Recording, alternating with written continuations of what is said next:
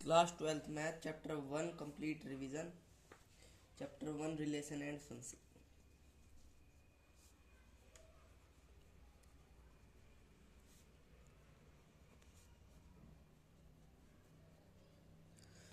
ठीक है, इसमें क्या है हमारा, इसमें हमारी आती है सबसे पहले condition 1, if A not equals to 0 and B not equals to 0 then A cross B equals to A B where A belongs to A B belongs to B. ये होता है हमारा कार्टेशियन प्रोडक्ट।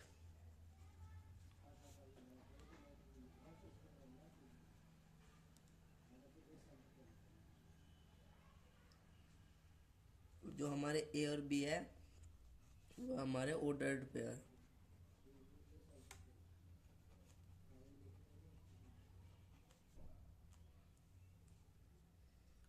अगर हमारा ए फाई है B phi है then इसमें था हमारा इक्वल्स टू।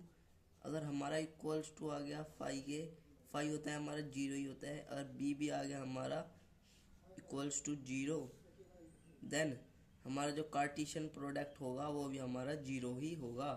ठीक है। थर्ड आता है हमारा, अगर हमें नंबर निकालने हैं in the what is the number in Cartesian product, तो ये हमारा इक्वल होगा जो नंबर है हमारे सेट ए में इनटू नंबर है जो हमारे सेट बी में, वो आ जाएगा हमारे कार्टेशियन प्रोडक्ट के नंबर। ठीक है। If A equals to zero, if A not equals to zero and B not equals to zero. ठीक है। If A not equals to zero and B not equals to zero then set R, set R क्या होता है हमारा relation is said to be relation.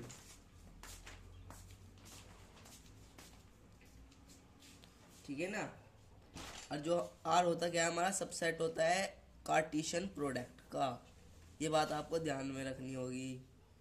ठीक है। जो number of relation होते हैं date can be defined from, अगर हमें पूछा जाए नंबर ऑफ रिलेशन, ये हमारे एमसीक्यू के लिए बहुत इंपॉर्टेंट होते हैं ये सारे जो अभी मैंने बताए हैं। ठीक है।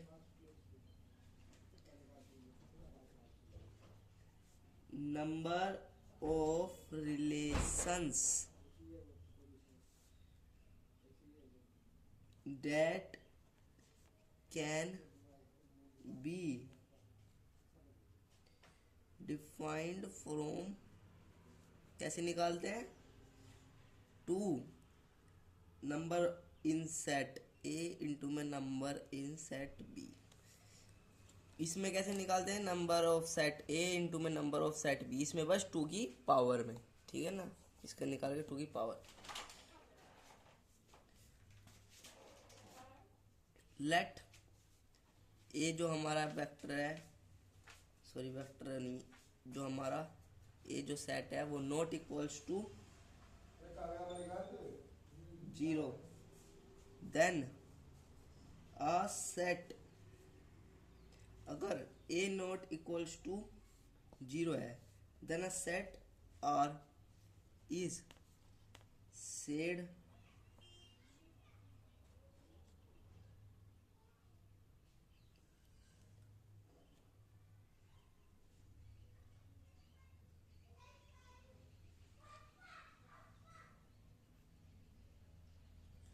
जो आर हमारा कहा जाएगा वो होगा हमारा ए इंटू ए का क्रॉस प्रोडक्ट, मतलब कि कार्टेशियन प्रोडक्ट का सबसेट आर वो ए टू ए, अगर ये जीरो के इक्वल नहीं है, सिर्फ यही है।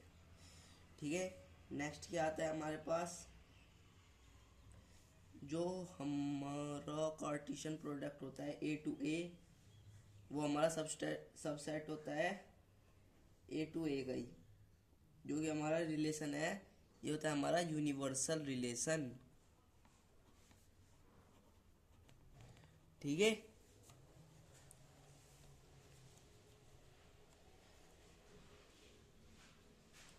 अब अगर हमारे पास रिलेशन है ए से ए तक, ठीक है, जो हमारा ए बिलोंग करता है वो ए को करता है, ये होता है हमारा आइडेंटिटी आइडेंटिटी रिलेशन, ठीक है। और अब रिफ्लेक्सिव क्या होता है? रिफ्लेक्सिव होता है हमारा ए से ए तक for all real A to A, ठीक है।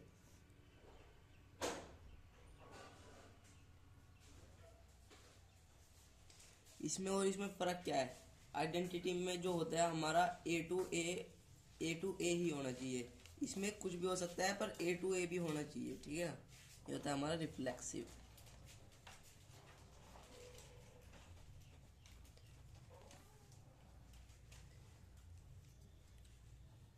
अब आता है हमारा सिमेट्रिक।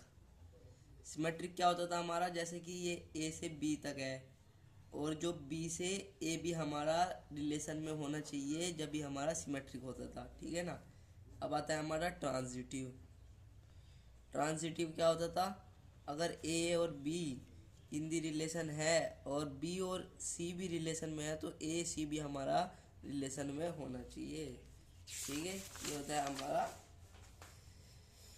ट्रांजिटिव। अब इक्विवेलेंस क्या आता है? इक्विवेलेंस रिलेशन क्या होता है? इक्विवेलेंस रिलेशन होता है relation if R is reflexive, symmetric and transitive called equivalence relation. अब अगर आर इक्विवेलेंस रिलेशन है देन इक्विवेलेंस क्लास क्या होती है हमारे पास? ये भी बहुत इंपॉर्टेंट है। If R is equivalence relation on A and जो हमारा ए एलिमेंट ए है वो बिलोंग करता है ए से, देन इक्विवेलेंस क्लास क्या होगी हमारे पास? इक्विवेलेंस क्लास होगी हमारी ए से ए तक for all B belongs to A, B से ए तक, ठीक है। अब आता है हमारे पास सेट्स। अब हमारे पास सेट्स क्या होते हैं? सेट होता है हमारा जैसे A1 A2 A3 number of AM तक is a partial of set A, ठीक है, मतलब इन्फिनिटी तक। तो जो हमारा A इंटरसेक्शन A होता है I J का, I और J क्या है हमारे? वेयर I और J हमारे हैं ये 1 2 3, वो हमारा नॉट इक्वल्स टू 0 होगा जब I not equals to J होगा, ठीक है। अगर A11 आ गया तो ये हमारा 0 हो जाएगा, अगर A12 है अलग अलग है दोनों तो ये हमारा 0 के इक्वल नहीं होगा। Equivalence relation defined on a set given a partial of set as equivalence, ठीक है। क्या मतलब है इसका? ये बोल रहा है equivalence relation defined on a set, जो हमारा इक्विवेलेंस रिलेशन होता है ना वो हमारा इन पे डिफाइन करता है, ठीक है। और जो सेट एज इक्विवेलेंस क्लासेस है every partial of set gives, जो हमारे सेट इक्विवेलेंस क्लास है, देखो ये है ना, वो एवरी पार्शियल ऑफ सेट मतलब इसके सारे पार्शियल ऑफ सेट के इक्विवेलेंस रिलेशन होते हैं। जो इसके जो सारे भी जितने भी इक्विवेलेंस क्लास के सेट्स होते हैं वो इसके भी पार्शियल होते हैं, ठीक है ना, जो इससे भी सिमिलर होते हैं, ठीक है। अब आता है हमारे पास, अगर हमारा a नॉट इक्वल्स टू 0 है, b नॉट इक्वल्स टू 0 है, तो फंक्शन हमारा अगर फंक्शन हमारा ग्रेटर देन b है, तो ये हमारा रिलेशन है एसोसिएटेड विद द एलिमेंट, तो ये हमारा है unique element.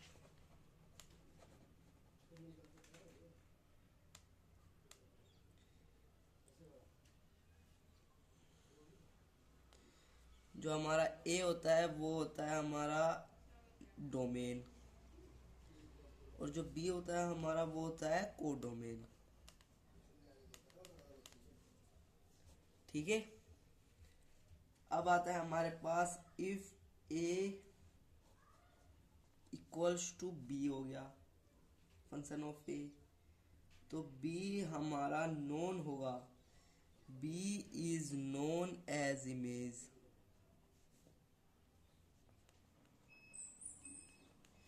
of A, and A is known as pre-image of B, ठीक है। तो B हमारा जाना जाएगा इमेज ऑफ A, और जो A जानी जाएगी वो image of preimage of B, ठीक है। ये काफी इंपॉर्टेंट बात थी।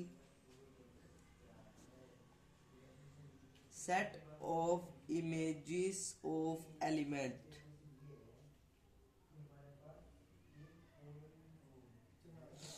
हमारे जो सेट होते हैं ऑफ ऑल इमेज के, means set of all images of element A is known as range. जो हमारे सेट होते हैं ना of all element of A, जो से ए में जो हमारे जितने भी सेट होते हैं वो हमारे जाने जाते हैं रेंज से।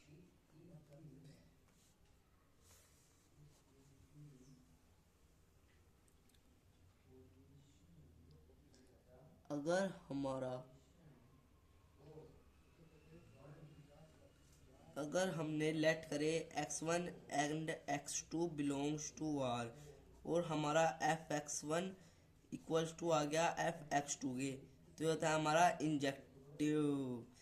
इंजेक्टिव को हम क्या बोलते हैं, 1 1।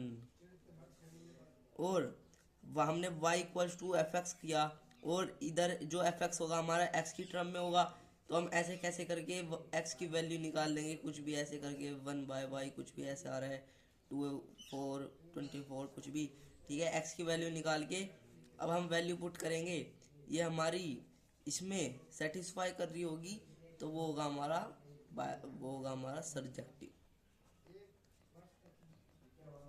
ऑन टू, जिसको हम ऑन टू फंक्शन बोलते हैं। अब इन दोनों, ये जो जो दोनों होंगे वो होते हैं हमारे बाइजेक्टिव, जो सर्जेक्टिव भी होते हैं इंजेक्टिव भी होते हैं, ठीक है।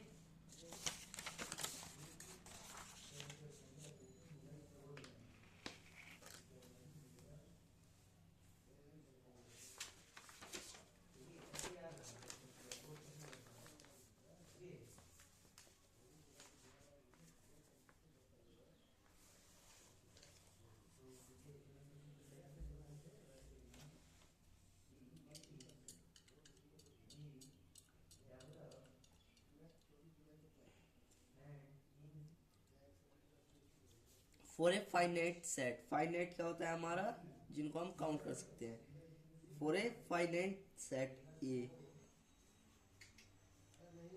For a finite set A,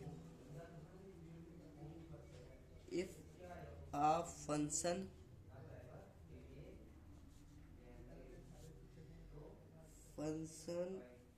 a से a is greater than b, a is 1 1, then f is on to,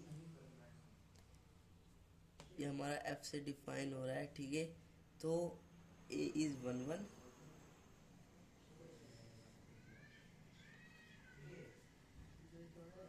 और f is on to,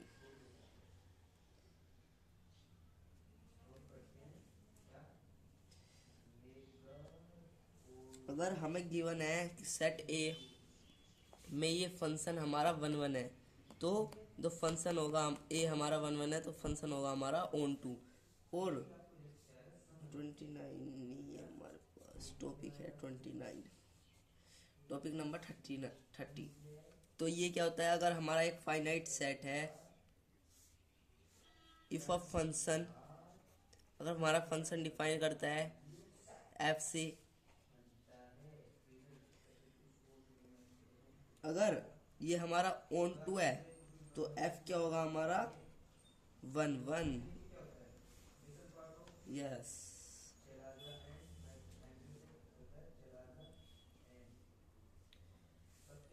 अब आता है हमारा 4 a finite set A, the number of bijection from a to a is equals to number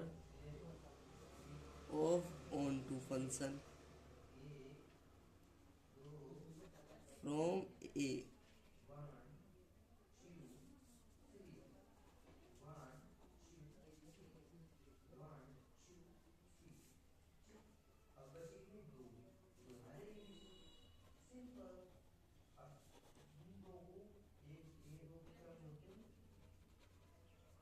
क्या लिखा मैंने, for a finite set the number of bijection, bijection क्या होता है हमारा, जो इंजेक्शन और सरजेक्शन दोनों होते हैं, from A to A, number of onto function from A to A हमारे होते हैं number to 1 function, from A to A जो नंबर होता है हमारा, ठीक है ना, n, ये होता है हमारा n फैक्टोरियल।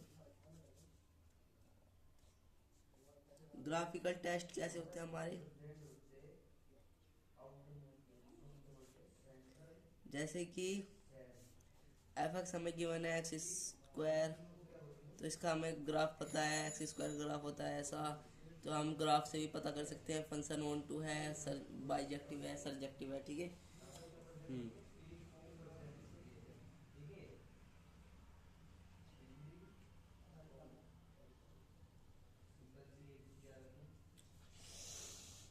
अब इसमें पता कैसे लगता है कि ये हमारा ऑन टू है 1 1 है, तो जो हमारी लाइन पैरेलल है एक्स एक्सिस से, देखो ये लाइन पैरेलल है एक्स एक्सिस से, पैरेलल है नहीं है, तो अगर डज नॉट, ये हमारी कट नहीं कर रही, एक्स एक्सिस को कट नहीं कर रही ना, उसके ऊपर से जा रही है,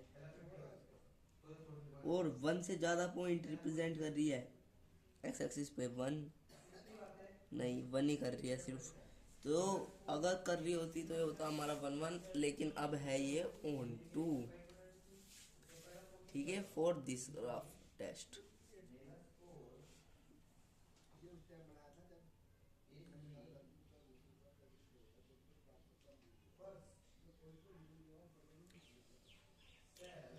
A function f a greater than b is invertible if and only if, कब इन्वर्टिबल होगा, if and only if कब, it is a बाइजेक्टिव।